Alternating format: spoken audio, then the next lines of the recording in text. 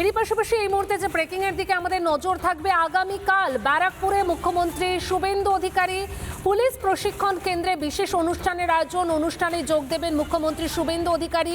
সদ্য প্রশিক্ষণপ্রাপ্ত কনস্টেবলদের সঙ্গে মধ্যাহ্নভোজের পাশাপাশি কথা বলবেন মুখ্যমন্ত্রী। আগামীকালের অনুষ্ঠানে থাকবেন প্রায় 2000 পুলিশ কর্মী। আরও একবার আপনাদেরকে জানিয়ে রাখি, আগামীকাল ব্যারাকপুরে মুখ্যমন্ত্রী। এই মুহূর্তে আমাদের প্রতিনিধি অনুপম আমার সঙ্গে রয়েছে। অনুপম, আগামীকাল সদ্য প্রশিক্ষণপ্রাপ্ত কনস্টেবলদের সঙ্গে মধ্যাহ্নভোজ সারবেন মুখ্যমন্ত্রী। আর কি কি কর্মসূচি রয়েছে আগামীকাল ব্যারাকপুরে?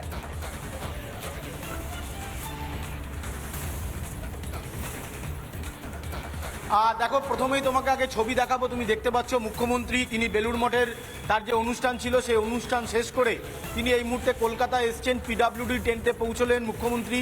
এখানে আজকে একটা গুরুত্বপূর্ণ বৈঠক করবেন। স্বাভাবিকভাবে আজকে তার একগুচ্ছ কর্মসূচি ছিল। সেই কর্মসূচির মধ্যে অন্যতম বেলুড় মঠ। সেই বেলুড় মঠের যে কর্মসূচি সেই কর্মসূচি সেরে মুখ্যমন্ত্রী এই মুহূর্তে পিডব্লিউডি টেন্টে ঢুকলেন। এবার তোমাকে যে খবরটা জানাবো, যেটা এই মুহূর্তে অন্যতম খবর তোমায় জানিয়ে রাখি, আগামীকাল অর্থাৎ 30 তারিখ মুখ্যমন্ত্রী যাচ্ছেন ব্যারাকপুর কমিশনারেটে। সেখানে প্রায় 2500 কনস্টেবল থাকবেন। বড়াখানার অনুষ্ঠানের আয়োজন করা হয়েছে, অর্থাৎ মধ্যাহ্নভোজের একটা আয়োজন করা হয়েছে। সেই আয়োজনে মুখ্যমন্ত্রী আগামীকাল ব্যারাকপুর কমিশনারেটে থাকছেন এবং সেই অনুষ্ঠানে যারা সদ্য কনস্টেবল হিসাবে চাকরিতে যোগদান করছেন এই সমস্ত প্রায় 2500-এর বেশি বা প্রায় কাছাকাছি 2500 এরম কনস্টেবলের সাথে তিনি সরাসরি সাক্ষাৎ করবেন। এবং তুমি জানো যে বারবার মুখ্যমন্ত্রী তিনি পুলিশ মহলে প্রশংসা কুড়িয়েছেন। গতকাল মুখ্যমন্ত্রী পুলিশদেরকে বিভিন্ন কিট দিয়েছেন। স্বাভাবিকভাবে আগামীকাল মুখ্যমন্ত্রী ব্যারাকপুর কমিশনারেটে প্রায় 2500 কনস্টেবলদের সাথে মুখোমুখি সাক্ষাৎ করবেন এবং সেখানেই তিনি মধ্যাহ্নভোজে অংশগ্রহণ করবেন, তাদের সাথে খাওয়া দাওয়া করবেন।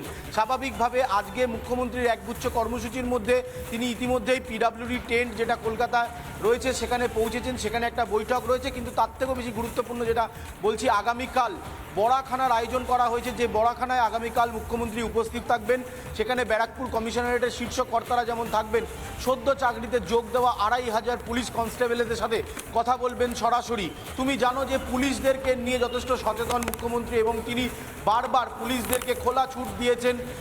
এই যে নতুন গুন্ডা দমন আইন হয়েছে সেখানেও বারবার তিনি বলেছেন কোথাও কোনো অসুবিধা দেখলে, কোনো ক্রাইম দেখলে যেন উপরতলায় ফোন না করতে হয়, সঙ্গে সঙ্গে অ্যাকশান নিতে হবে।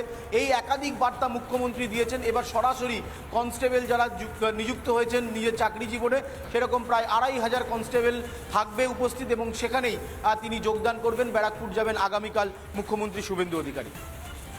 বেশ অনুপম, একদমই ক্ষমতায় আসার পর থেকেই পুলিশ প্রশাসনের দিকে বিশেষ নজর রয়েছে মুখ্যমন্ত্রী তথা পুলিশ মন্ত্রী শুভেন্দু অধিকারীর। ধন্যবাদ তোমাকে।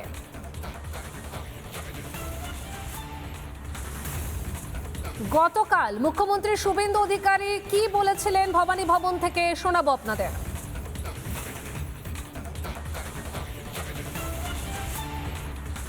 আগামী কয়েক বছর পর্যায়ক্রমে 1 লক্ষ নতুন পুলিশ কর্মী নিয়োগ হবে। আমরা